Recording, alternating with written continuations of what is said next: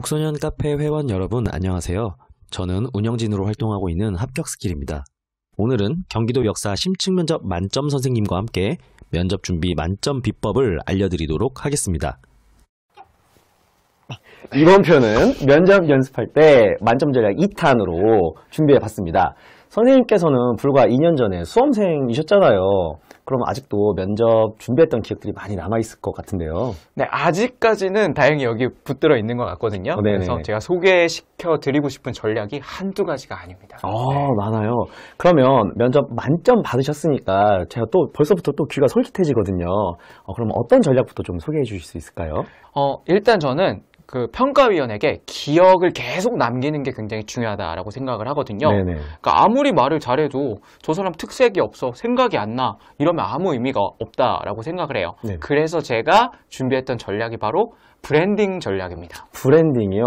기업들이 만드는 브랜드 같은 건가요? 네, 맞습니다. 일단 브랜드는요, 제가 이제 역사 교사다 보니까 조금만 설명충 노릇을 하면요. 네네. 네, 브랜드는 우리 옛날에 우리 농민들이 그 양이나 소를 키울 때 소나 양한테 이제 걸어뒀던 일종의 명찰이나 목걸이 같은 것을 의미한다고 해요. 네네. 네, 그래서 면접 답변을 할 때도 이렇게 브랜드를 사용을 해서 자신만의 차별화된 답변을 설정을 할 수도 있고요. 평가위원에게 굉장히 인상적인 이미지까지 전달할 수 있는 거죠. 더 궁금해지는데 그러면은 어떻게 브랜딩을 답변에 적용하면 될까요? 제가 예를 한번 들어드리도록 하겠습니다. 제가 실제 사용했던 건데요.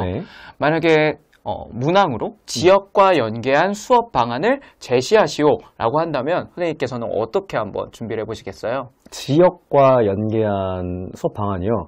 잠깐 구상을 해보면 국어 같은 경우에는 마을 구전 이야기를 조사해서 책으로 만들어 볼 수도 있을 것 같고 그 다음에 역사라고 하면은 마을 문화유적 탐방 정도면 괜찮지 않을까요? 그 정도면 너무 훌륭한 답변인데요. 근데 여기에 제가 브랜딩으로 한 스푼만 살짝 제가 MSG를 한번 첨가를 해보도록 할게요. 저는 한번 이렇게 답변 한번 해보도록 하겠습니다. 저는 학생들과 같이 우리 마을 관광공사 활동을 하겠습니다. 이 활동을 통해 학생들은 마을 관광 지도를 직접 만들고 탐방도 진행하면서 결과적으로 마을에 대한 자긍심이 생길 수 있도록 수업을 하도록 하겠습니다. 라고 하는 것입니다. 우리 마을 관광공사라는 브랜딩을 지금 입힌 거죠. 그냥 평범하게 마을 탐사를 하겠다 이렇게 끝낼 수도 있었지만 브랜딩을 입히니까 특별함이 추가가 되는 것 같아요. 그러면 저도 전략 한 가지를 소개해 드려 볼게요. 면접 멘토링을 하면서 제가 느낀 것 중에 하나가 좀 답변이 2% 부족하다라는 느낌이 들 때가 있거든요. 어떤 느낌인 거죠? 그래서 방안 제시는 잘했는데 그 방안을 어떻게 구체적으로 적용할 것인지에 대한 설명이 부족할 때가 있더라고요. 예를 들어서 학생들의 민주시민의식 함양을 위해서 방안을 제시하라고 하면은 일반적인 방법으로는 첫째, 학생자치 활동을 활성화하겠습니다. 학생들은 학교 행사를 주도적으로 기획하고 운영하면서 학교에 대한 주인의식을 가질 수 있습니다. 라고 끝내더라고요. 이것도 물론 잘했어요. 잘했는데 여기서 조금 더 구체적으로 예시를 들어주면 좋거든요. 예를 들어서 첫째, 학생자치활동을 하겠습니다. 학생자치활동으로 학생들은 입학식, 졸업식, 축제 등과 같은 학교의 중요 행사를 직접 기획하고 운영해 볼 수 있습니다. 이 과정을 통해 학생들은 학교에 대한 주인의식과 책임감을 느낄 수 있으므로 민주시민 의식 함양에 도움이 됩니다. 차이점이 좀 느껴지시나요?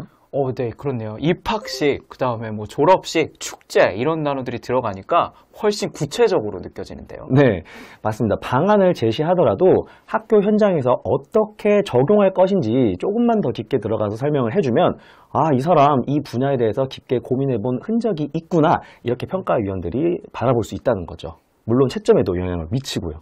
그러면 선생님 어떤 방식으로 저희가 준비를 해야 할까요? 사실 이런 구체적인 답안을 만들려면은 사례를 풍부하게 알고 있어야 좋죠. 또 사례를 보면서 자기만의 사례로 만들어 볼 수도 있어야 되고요.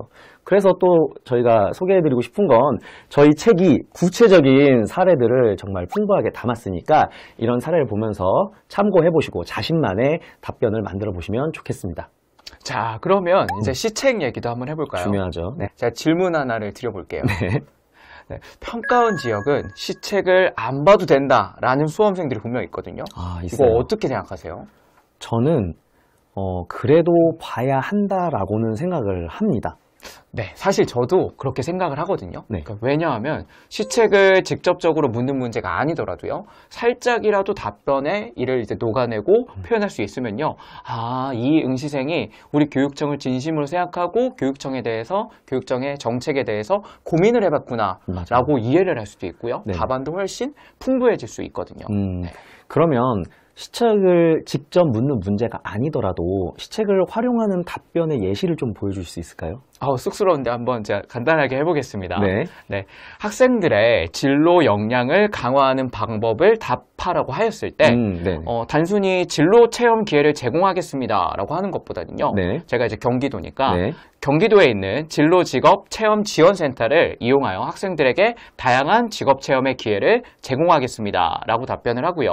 경기도 진로 직업 체험 지원센터에서는 직업 코칭, 박람회, 그리고 멘토링을 여러 가지로 지원을 하여서 학생들의 다양한 진로 역량과 진로 정체성을 형성할 수 있도록 돕고 있습니다 라고 말할 수 있는 거죠. 그러니까 시책을 직접 묻는 문제가 아니더라도 시책에 있는 내용을 진로교육과 관련해서 반영을 했고 또 구체적인 설명까지 하니까 만점 받을 수밖에 없겠네요. 선생님, 그러면 우리가 또 이 요소를 생각해보지 않을 수가 없거든요. 뭔가요? 진정성이요. 면접평가위원 들어가신 관리자분들께서 한결같이 하는 말이 있거든요. 방안 제시는 잘 하는데 영혼이 없다고 그렇게 말씀들을 하세요. 그냥 뭔가 외워서 기계적으로 나열하는 듯한 그런 인상이 느껴진다고 하더라고요. 맞아요. 그러니까 평가위원분들은 AI가 아니잖아요.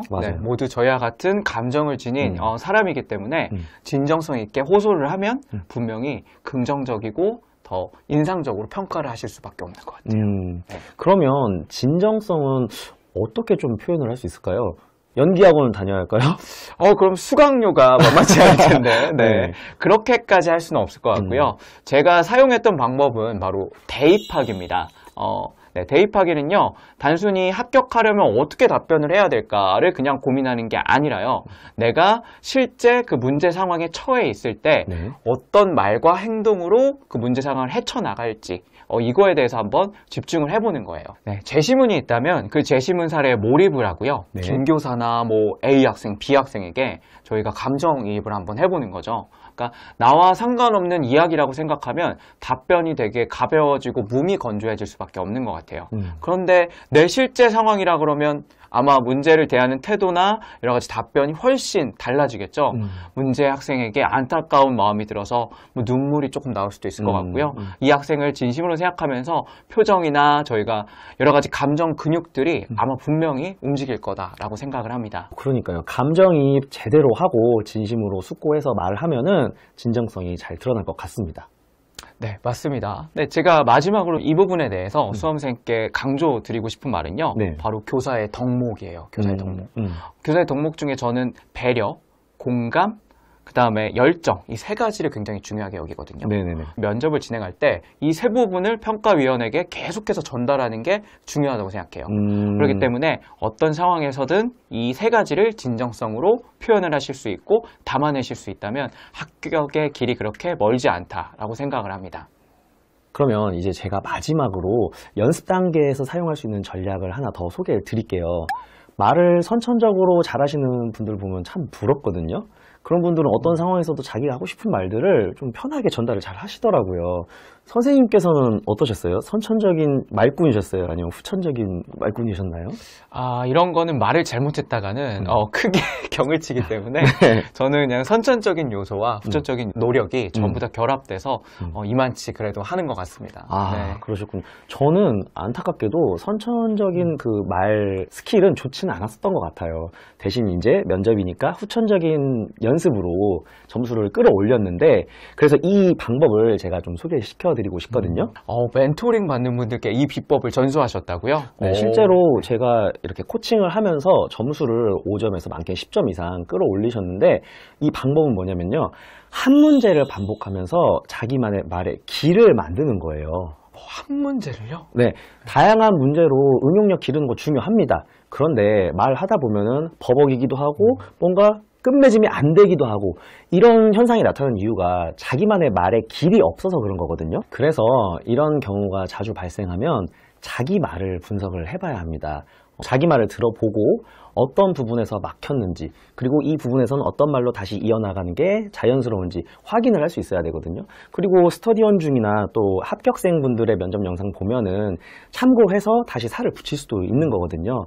그래서 꼭 자기 말을 분석해야 되는데 이럴 때 좀 괜찮은 어플이 네이버 클로바 노트가 있어요. 이거는 음성 파일을 텍스트로 변환을 해주는 건데 텍스트를 놓고 보면서 수정을 하고 다시 연습하는 이런 한 문제를 가지고 반복 연습하는 게 있어야 자기만의 틀이 생깁니다.